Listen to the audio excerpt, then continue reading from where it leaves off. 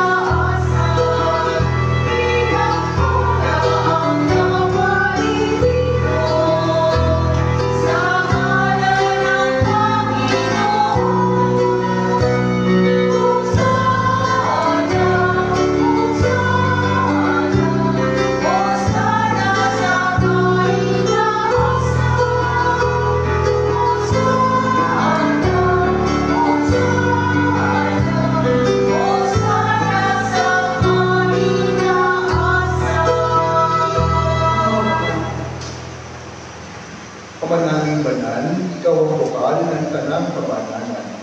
Kaya sa pamamagitan ng iyong Espiritu, gawin mo banal ang mga kalooban nito upang para sa amin, maging katawan at dugo ng aming Panginoon na si Kristo. Bago niya pinag-iisang pusang loob ng maging hagod, hinawakan niya ang pinatay, pinasalamatan niya, pinaghati-hati niya, inibot sa kanyang mga lagagay sinabi, tanggapin ng lahat ito ay amin. Ito ang aking katawan, kayaan mo para sa iyo.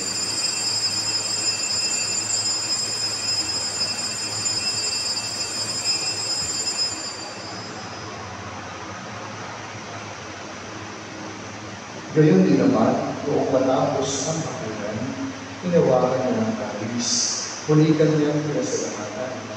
Inabot na ang kalis sa kanyang mga nagagat sa amin. Tanggapin niyo lahat ito at iniin. Ito ang kalis na aking dugo, ang bago ako ng pinagkitan. Ang aking dugo ay bububos para sa inyo at para sa lahat sa kapagpapatawad ng mga kasalanan. Gawin niyo ito sa pag-aalala sa akin.